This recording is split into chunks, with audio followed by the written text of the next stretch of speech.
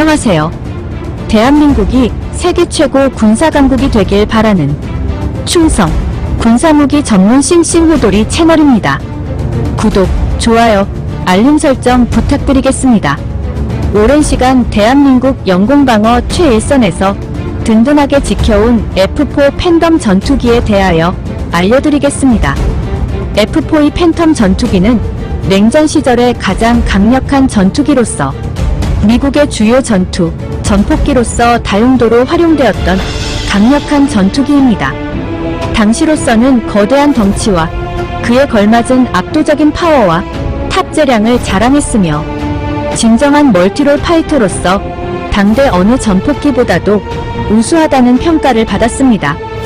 베트남전에서는 지상의 적군을 갈아엎는 AIM-7 스페로우 미사일, AIM-9 사이드와인더 미사일을 장착하여 가시거리 밖의 적에게 미사일을 발사하는 전투기의 전법의 시초가 되었던 전투기이며 기관포가 없는 당시 기준으로서는 혁신적인 전투기입니다. 특히 폭장량이 많아서 지상군에 대한 근거리 공중지원 능력이 최고였습니다. 다만 미사일에 너무 의존하다 보니 F4 팬텀의 초기형은 소련의 미그-21 같은 초음속의 작은 기체들이 갑작스런 접근 후 기관총을 난사하는 도그 파이팅 전술에 많이 격추를 당하였고, 이에 긴급하게 기관포 발사포들을 탑재하고 추후 기술을 최대한 늘리면서 20mm 발칸포를 기본으로 탑재하고 주익의 연장 슬랫을 채용하고 레이더와 함께 광학식 조준 장비인 T-세오를 장착하면서 최종형인 F4 팬텀 2형으로 진화합니다. F4 팬텀 2형으로 개조된 후부터는 새로운 별명이 붙습니다. 바로 미그 킬러라는 별명이 붙게 되면서 자유진영의 강력한 전투기로 그 위상을 단단히 합니다. F4 팬텀은 미국에서도 최우방국 이외에는 판매를 하지 않았던 최강의 기체로 거듭나며 F4E는 전폭기로 사용하고 F5 타이거 공격기는 미사일을 추가로 장착하고 공중전을 맡기는 형태입니다. 즉 하이엔드 로우 공군 무기 도입 체제를 확립합니다. 하지만 F5 타이거가 미그-21에 너무 쉽게 제압당하는 사태가 발생하면서 새롭게 개발된 F-16을 F5 타이거 프리덤 파이터의 후속으로 사용하기로 합니다. F4 대비 30%가량 저렴했던 F-16은 가볍고 날렵한 기동성으로 공중전 전용기로서 미그-21, 미그-23을 훌륭히 제압합니다. 이후 미군은 비싸고 무장량이 많은 F4E는 전략적 전술적 목표를 타격하는 위주로 사용하고, 가격이 저렴하고 우수한 공중기동성을 가진 F-16은 공중 초계 전투 임무를 맡기는 형태로 운영합니다. 즉 F4 팬텀이 전술 목표 타격을 위하여 폭격 및 미사일 발사 임무로 출격하고, 공중호위는 F-16이 맡아주는 형태로 합동작전 방식을 바꾸고, 베트남전에서 전술 목표 타격을 통하여 북베트남군의 진격을 저지하려고 합니다. 더불어 강력한 전술기체가 되는 F4 팬텀은 수출금지 제한을 둡니다. 그럼에도 대한민국이 F4 팬텀을 보유하게 된 이유를 살펴보면, 초기 베트남전에서 고전을 하던 미국은 당시 한국에 주둔해 있던 미군 최강의 전력인 미 제2보병사단과 제7보병사단을 베트남으로 이동하려고 하였는데, 이럴 경우 전력 공백이 발생하게 되며 이러한 상황은 북한의 도발 및 전쟁 의지에 불을 피울 수 있다는 판단에 대한민국 박정희 대통령이 미국 측에 한국군의 파병으로 지원할 테니 미국은 경제 원조와 함께 군사 원조를 통하여 북한의 미그-21을 막을 수 있는 F4 전투기 제공을 처음으로 요청하였습니다.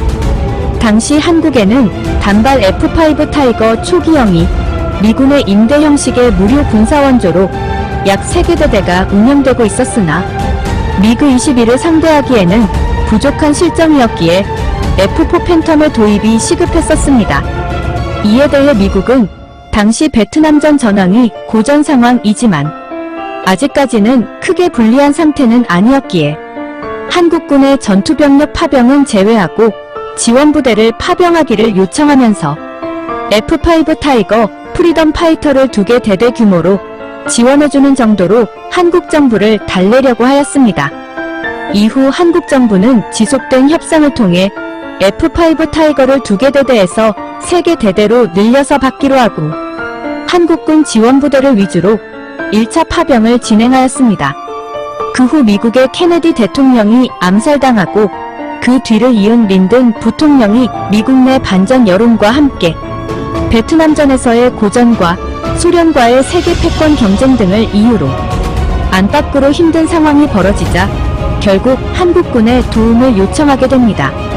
대한민국은 6.25 전쟁을 겪은 지 10년에서 20년 정도밖에 되지 않았기에 전투 경험이 많은 한국군 장교 부사관들이 많았으며 그로 인하여 즉시 전력으로 전투 지역에 투입되었을 때 높은 전투력으로 미군의 베트남 전쟁에 실질적인 도움이 되었기 때문입니다. 바로 이때 당시 박정희 대통령이 미국에 승부수를 던지게 됩니다. 최강의 전투부대인 해병대와 기계화 사단을 주축으로 한 전투부대를 파병하겠다. 전투부대 파병 인력의 급여와 경제 원조금과 함께 추후 군사원조를 통하여 F4 팬텀의 수입을 허가해달라는 조건을 미국 정부에 던집니다. 이에 케네디 암살 후 불안한 미국 국내 정치 상황, 반전 시위로 피곤한 민심, 대외 경제적 압박 등의 경제 불안 상황 등이 겹치면서 결국 미국 정부가 박정희 대통령의 조건에서 F4 팬텀의 판매를 추후 협상을 통하여 추진하기로 하고 기타 경제 원조와 군수 원조를 제공하기로 약속하면서 한국군은 제2차 월남 파병을 진행합니다.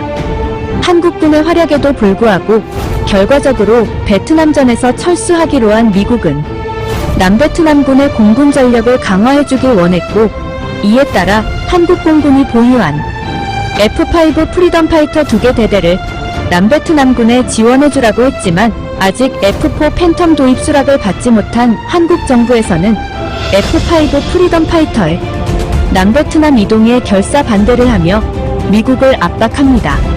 결국 남베트남 공군 전력 강화와 북한과 대치하는 한국의 상황 등에 미국은 결국 F4D 팬텀 2개 대대를 한국에 수출하기로 하고 장기 할부 정책으로 한국은 세계 4번째로 F4 팬텀 운용 국가가 되며 북한은 한국의 F4 팬텀 D형 도입에 대하여 다시 소련을 통하여 대비책을 준비하기 시작합니다.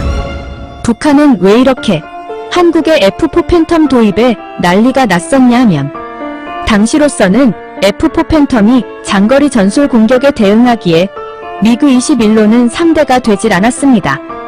더불어 한국 공군은 F5 프리덤 파이터를 라이센스 생산하기 시작하면서 이제는 북한 공군에 비하여 전투기 대수로도 밀리지 않는 상황으로 한국 공군의 전력이 급상승하기 때문입니다.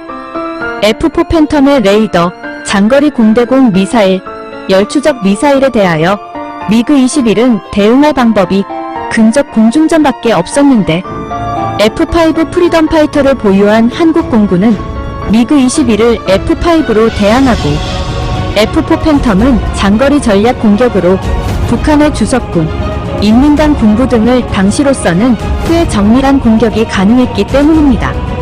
이러한 과정과 정치적, 군사적, 경제적 암투 속에서 F4 팬텀은 한국 공군에 도입되게 되며 F4 팬텀의 도입만으로도 북한군을 긴장시킬 수 있다는 것을 알게 된 한국 공군은 추후 전투기 개량 사업을 최신 기종 위주로 강력하게 진행하며 더불어 미국의 하이엔드 로우 전투기 정책을 따라가게 됩니다.